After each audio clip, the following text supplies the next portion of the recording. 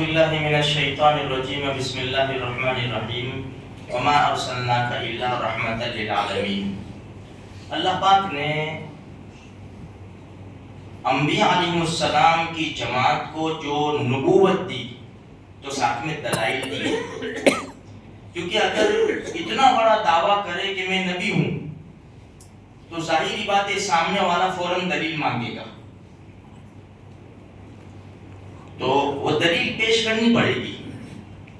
لیکن میں نے 2-3 دن پہلے بتایا تھا کہ ابھی کوئی نبوت کا دعویٰ کرے تو ہم اس کے پاس دلیل نہیں مانگیں گے، اس لیے کہ ہمارے پاس اتنی مضبوط دلیل ہے، اتنی مضبوط ہے کہ ہمارے نبی نے فرمایا لا نبی بعدی، بھائی میرے بعد کوئی نبی نہیں ہے، اور قرآن نے کہا وَلَٰكِن رسول اللہ وخاتم النبیین، معاملہ ختم۔ ہمیں دلیل مانگنے کی ضرورت نہیں ہے، کیونکہ ہمارے نبی انبیاء علیہ السلام میں آخری نبی، وہاں نبوت ختم، بس نبوت کا دروازہ بند۔ تو اللہ پاک نے جیسے موسیٰ علیہ السلام کو بھائی لاٹھی پھینکتے تھے اژدہا بن جاتا تھا، گریبان میں ہاتھ ڈال کر نکالے تو دیکھنے والے کی آنکھیں چندھیا جاتی تھی۔ عیسیٰ علیہ السلام مادرزاد اندھے کے اوپر ہاتھ کرتے بینائی آ جاتی۔ انبیاء علیہ السلام کو معجزات دیے، ہمارے نبی کو اللہ پاک نے بہت زیادہ معجزات دیے ہیں۔ ایک حدیث میں آپ کو سناؤں صرف، بریدہ ابن صہیب سواد سے رضی اللہ تعالیٰ عنہ فرماتے ہیں ایک دیہاتی آیا، ایک بدو آیا اللہ کے رسول صلی اللہ علیہ وسلم کی خدمت میں اور کہنے لگا تمہارے نبی ہونے کی دلیل کیا ہے؟ تو ہمارے نبی نے فرمایا یہ درخت نظر آتا ہے وہ سامنے، تو کہا تو خود کے اس کو کہ رسول اللہ تجھے بلاتے ہیں۔ وہ درخت کے قریب گیا اور درخت سے کہا کہ رسول اللہ تجھے بلاتے ہیں۔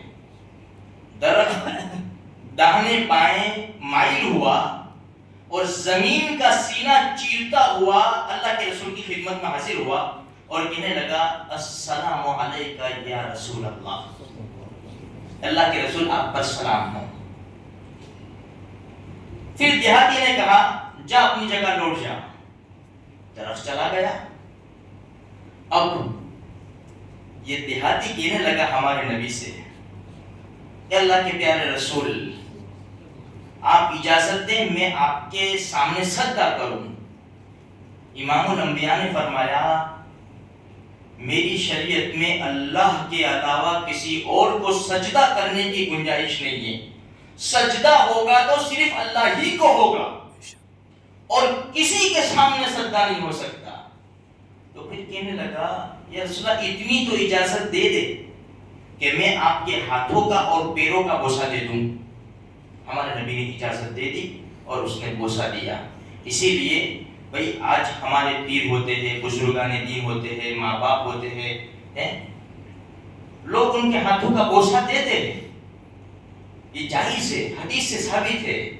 یہاں مقصد یہ ہے حدیث سنانے کا کہ درخت نے بھی اللہ کے رسول کو پہچانا اور اللہ کے رسول کے سامنے آ گیا۔ دیہاتی نے ایک ہی معجزہ دیکھا، ایمان لے آیا۔ مسئلہ میرا اور آپ کا ہے، ابھی تک کما حقہ ہم نے اپنے نبی کو نہیں پہچانا۔ اگر اپنے نبی کو ہم پہچان لیتے نا تو میرے اور آپ کے نبی نے کیا فرمایا قرۃ عینی فی الصلاۃ، نماز میں میری آنکھوں کی ٹھنڈک ہے۔ 95% مسلمان نماز نہیں پڑھتے اور خصوصاً فجر کی۔ آئیے جتنی بھی محنتیں ہو رہی ہیں نا، جتنی بھی جس لائن سے محنتیں ہو رہی ہے اس کا مقصد یہی ہے کہ اللہ کو پہچانو، اللہ کے نبی کو پہچانو۔ میرے بھائیو ہمیں بڑے زبردست نبی ملے ہیں، ہم پہچانے میرے بھائیو، جانور ہم سے سبقت کر گئے، دوسری قومیں ہم سے سبقت کر گئی، جو جاہل لوگ تھے جن کو دین کا کوئی پتہ نہیں تھا، اللہ کے رسول کی بات مان کر اللہ نے ان کو کہاں سے کہاں پہنچا دیا۔ ہم ابھی وہیں کے وہیں ہیں، دشمنوں کے نرغے میں پھنسے ہوئے ہیں۔ میرے بھائیوں آج بھی وقت ہے ہم اللہ کے رسول سے سچی محبت کریں اور اللہ کے رسول کی لائی ہوئی شریعت کے اوپر پورے اپنی زندگی کو ڈال دے تو آج بھی دنیا میں ہمارا ڈنکا بج سکتا ہے اور دنیا اور آخرت میں ہمیں کامیابی مل سکتی ہے۔ اللہ مجھے آپ کو سارے مسلمانوں کو عمل کی توفیق